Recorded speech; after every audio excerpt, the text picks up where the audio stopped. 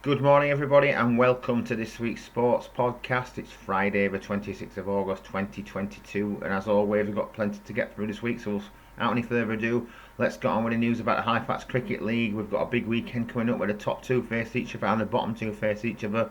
But first of all, we'll look back to last weekend's action, which saw Copley keep on at the top there, another victory for them. A very, very exciting, tense, tight game against Thornton. They won by 1 wicket. They needed a partnership of 32 to see them home. We'll come on to the details in a moment, but it was a very, very tight game, very important game. Illingworth continued their winning streak. They beat Bradshaw by a very tight 12 runs. Sorby Bridge beat SBCI by 95 runs. Myvenroyd had a crushing victory over Triangle by 177 runs. Then two more tight games to finish with. We've got Booth, who beat Great Orton Park Chapel by 13 runs. And Worley beat London Foot by just 5 runs. Very tight finish there as well. So 4 tight games, 2 not so tight games. Looking at the game between Thornton and Copley, first of all. Thornton batted first. They were 94 all out. Ross Soames managed 41 of those at the top of the innings. There was nothing to support him at all, really. And it was Ian Hartling with 542 and Gav Witt with 4 for 18, 9 wickets between the pair of them, demolishing basically Thornton's batting lineup. So Copley may have thought they'd have it pretty easy, but it wasn't to be. And they actually won by 1 wicket, 95 for 9. And it was Matt Rowles and Luke Simpson saw them home. Matt Rowles with 30, Luke Simpson with 18. A 32 partnership was 63 for 9, on the brink of being defeated, but they pulled it round. And despite the best efforts of Ross Parr, who must be devastated, he got 6 for 35. Couldn't quite get the 7th wicket that perhaps would have won the game for Thornton. So such a tight match between two good teams there. And I think you've got to say Copley will be confident they can go on now and win the title. But we'll see how they get on this weekend in the big match against Illingworth, who we're going to talk about next. They played Bradshaw. They batted first, scored 206 all out. Again, Gary Fellows 77. He was a top scorer and the main outstanding batsman for Illingworth, only real outstanding batsman this time. It was Johnny Lister with 4 for 53 and skipper Cy Collins with 4 for 59. Kept Bradshaw in the hunt, and when Bradshaw battered, they just came up short, 194 all out. The show kept skipper Simon will be disappointed there. He contributed 51. Charlie Holt Conway contributed 59. He was the top scorer. Matty Smith, the man of the moment, again.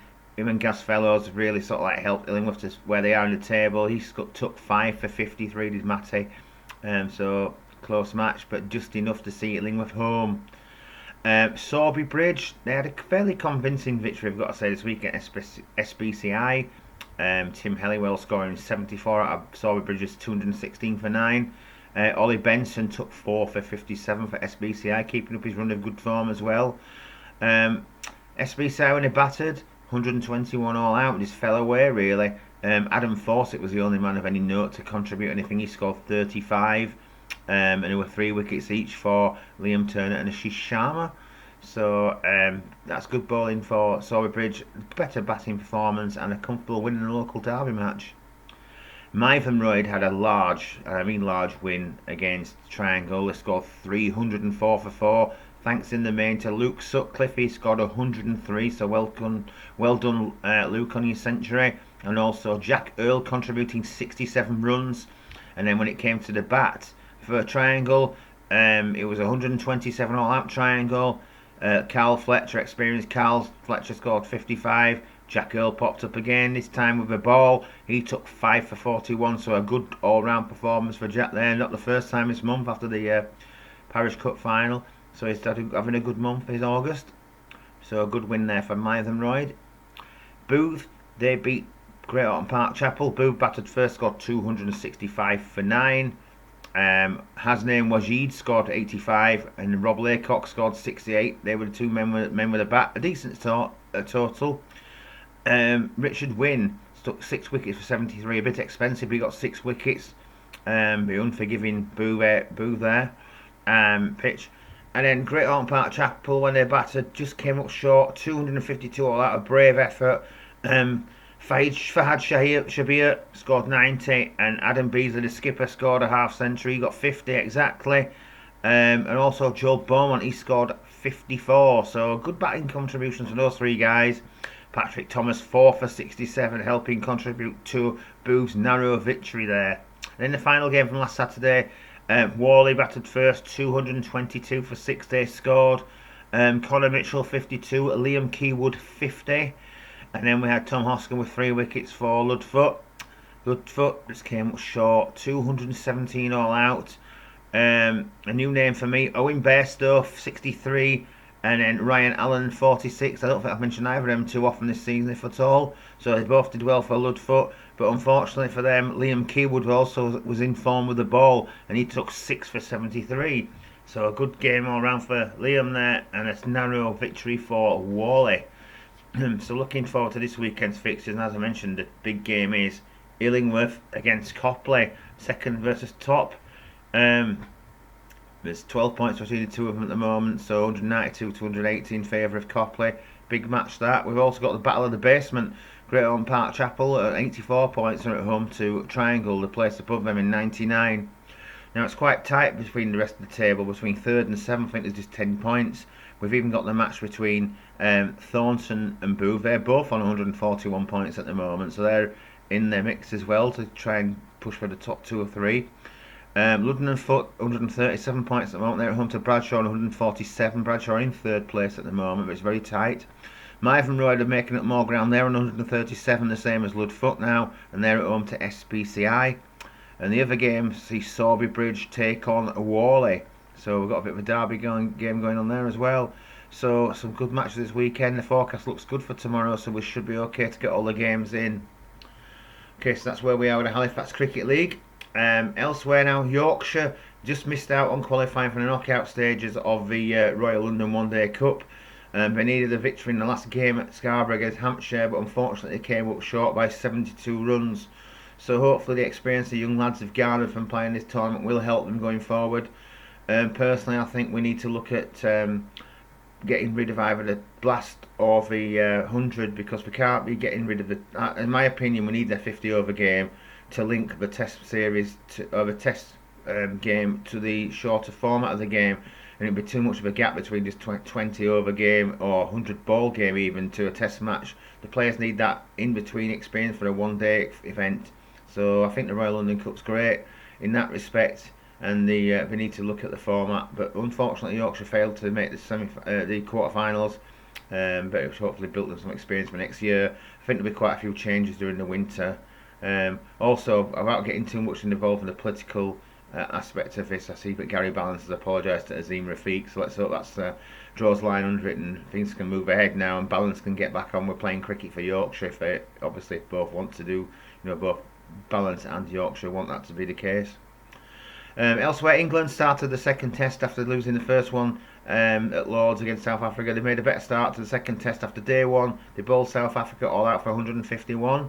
I was expecting that perhaps whichever team won the toss would actually bowl, but South Africa won the toss and put England and chose to bat, and they paid the price for it. 3 wickets for Jimmy Anderson, Stuart Broad, and then 2 for Ben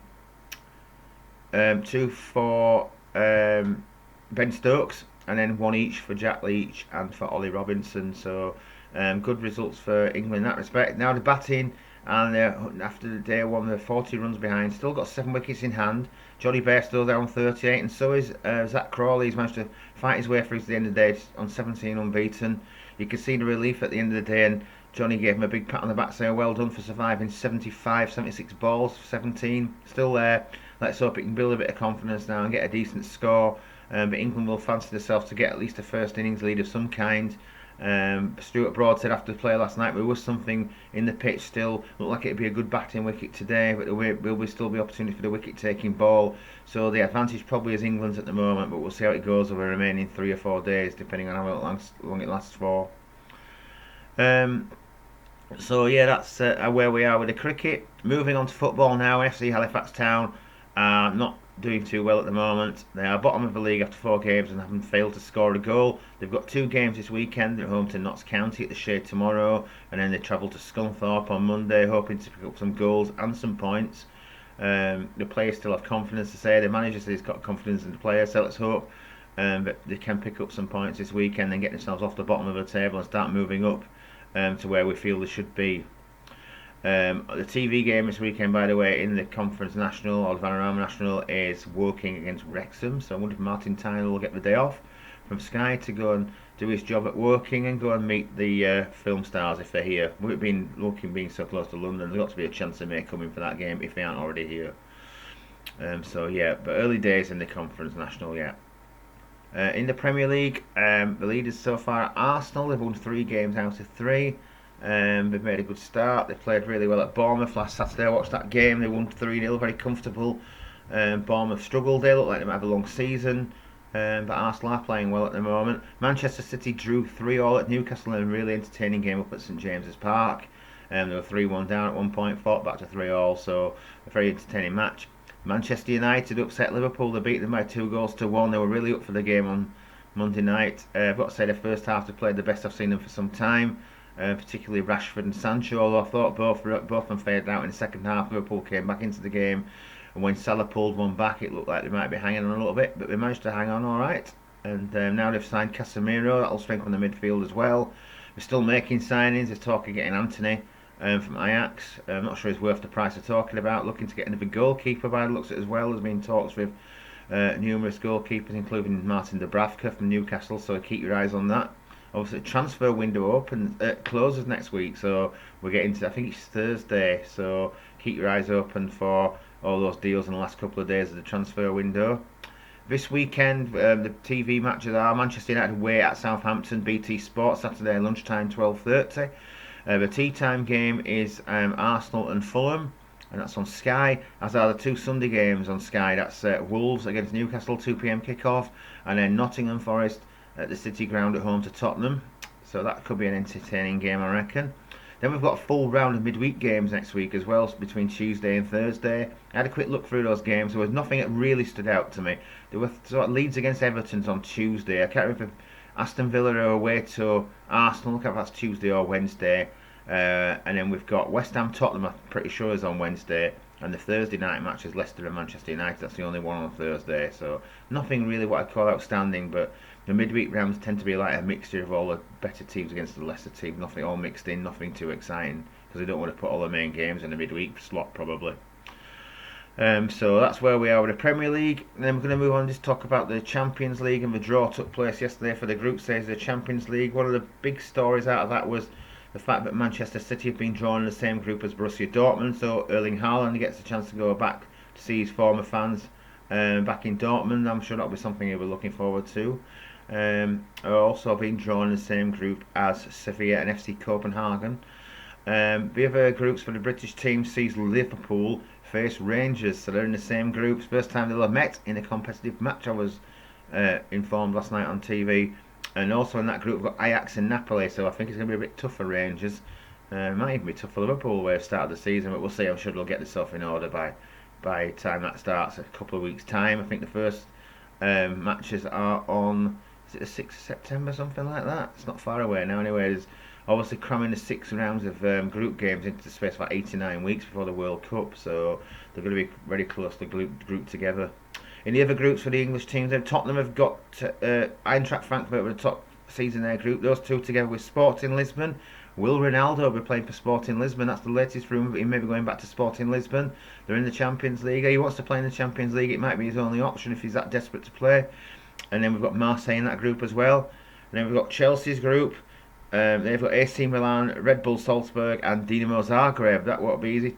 Obviously Chelsea are looking for a new striker at the moment. Whether they get the deal through for Aubameyang in time for it to play in the Champions League will be interesting to see. If we don't, they won't have him because obviously the transfer window shuts next week. And then the other group, Celtic have been drawn with Real Madrid, Red Bull Leipzig and Shakhtar Donetsk. So again, that'll be a tough group for Celtic. I'm not sure how good the Scottish teams are going to be, but we'll soon find out. Okay, so that's enough of that for football, and we'll move on now to rugby league. Last night's breaking news was that Toulouse lost at home to Catalan in the French derby, and they're now relegated back to the Championship. And the other is Angle looking upwards. Keighley, congratulations to them, they've won the Championship Division 1 title. Don't think they've lost a game this season, and they'll be in the Championship next season. Probably playing Halifax. Halifax still going well. They beat Newcastle comfortably on Sunday at the Shea. They face Bradford Bulls this Sunday. I think 2 more points should be enough to secure a 3rd spot for them in the league. The most amazing result last Sunday was the fact that Lee beat York by 100 points to 4. York are by no means a poor team. They've had a bit of a poor run recently, but to lose by 100 points to 4 in the same division to any team is ridiculous, and it just shows the strength that Lee have got. Whether it's right that should be the case, that's not for me to decide, but it doesn't seem right. Let me know any comments you have about that. Moving on to Speedway now, and it's the 7th round of the Speedway Grand Prix this weekend in Wrocław in Poland. And let's hope that Dan Bewley can carry on from what he did in Cardiff and try and win his second one in a row on his home Polish track. Obviously, Ty Wuffen is on his home Polish track as well, so hopefully he's feeling better than he was last time he rode when he pulled out ill at Cardiff. I think he may have overtrained, I was told by someone the other day, so let's hope he's back in shape for this round back on his home track. He actually lives in, I think they both live in Wrocław at the moment actually, and Dan, so... Gleb Chuganov, he also rides for Wrocław, is the wild card. Martin Vasilitz declared himself fit to come back in after missing the last round. He was replaced by Andrei Lebedevs. Andrei Lebedevs is probably going to be in for the rest of the series now after Anders Thompson's unfortunate accident in the GP Challenge last Saturday, where he broke his leg and he's out for the rest of the season, but we're waiting for confirmation that Lebedevs will be in for all 4 rounds, including tomorrow. So yeah, get well soon, Anders Thompson. That was in the GP Challenge meeting at Glasgow. I'm pleased to inform you that Dan Bewley is now qualified outright for next season's GPs, along with Jack Holder and surprise qualifier Kim Nilsson. So it'll be his debut in the series. Interesting to see how he gets on. He's 32, is Kim.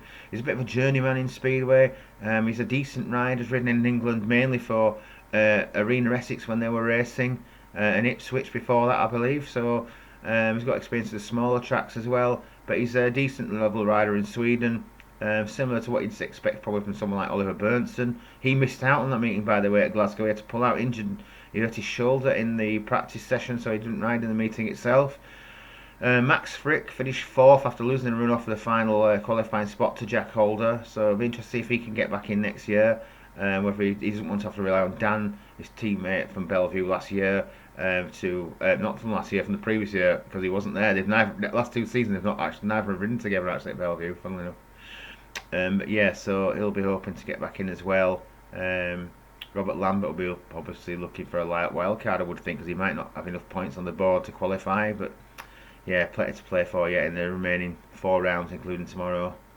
So good luck to the British lads there.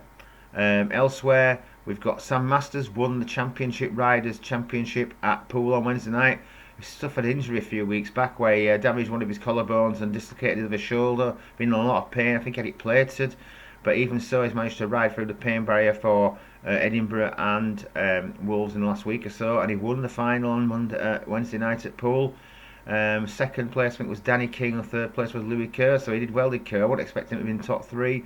Ryan Douglas had a bit of a nasty accident in the final, and he's hurt his shoulder missing last night's Wolves match. Wolves were beaten last night at Ipswich, so Ipswich extend their lead at the top of the Premiership. They beat Wolves by 53 points to 37. Jason Doyle scored a paid maximum from 4 rides. For Wolves it was Luke Becker, who scored 11 and 1 from 6 rides, and I think Nick Morris got 12, so he did well in that meeting, but unfortunately not enough for Wolves. They've got the big match coming up at the double-header derby, Bellevue Wolves, 12 o'clock at the National Speedway Stadium Monday, Bank Holiday Monday, and then the return match is on BT Sport at Wolverhampton. I think it's 8 PM start Monday evening, so watch that if you've got BT Sport and you love Speedway. Bellevue's match at Sheffield was called off last night due to a waterlogged track. I wasn't aware. I was originally invited to go by Richard, but unfortunately we didn't end up going. I couldn't go anyway. Richard would have gone probably, but unfortunately he got called off at lunchtime, just after lunchtime. So that's a shame, so maybe I'll be able to go when they rerun it. Moving on to stock cars now. This weekend sees meetings at Bradford and Sheffield. 26 cars booked at the moment for Bradford, 22 cars for Sheffield. Disappointing turnouts lineup so far. From what I've seen, but because he's coming up to close to the World Final now, there are no meetings after this until the World Final meeting, which is where I presume the consolation semi-final takes place. I would expect it to be this weekend, but it's not by the looks of it. Obviously you can tell by the bookings it's not, because there'd be more cars booked in if there was that race taking place. It must be taking place on the day before the final, or actually on the day of the final, perhaps at this time at Ipswich. I think there's a meeting at Mildenhall the night before as well, so I'll bring you up details of those nearer to the time.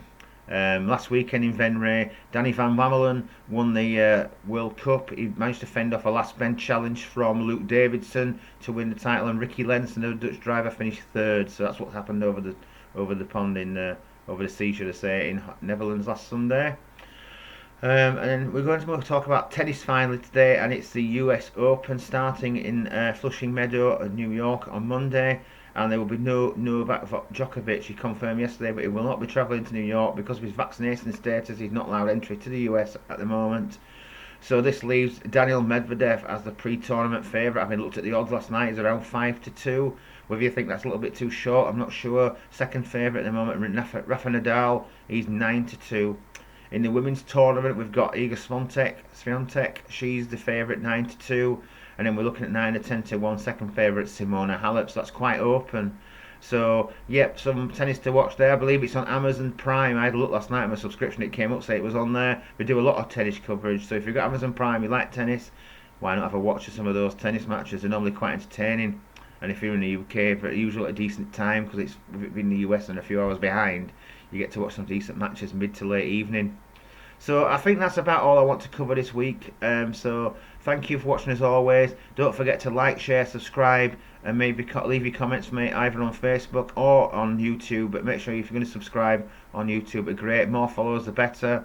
Really appreciate you following the podcast. And like I say, I'm looking at maybe changing things up a little bit towards the end of the Halifax Cricket League season. So if you've got any suggestions, I know I've had a couple through already. One from Ian Clegg and one from Risty from Richard Dixon. So thanks for those ideas, and the more the merrier. Anyway, that's it all now for me, and I look forward to seeing you again next week. So until then, goodbye.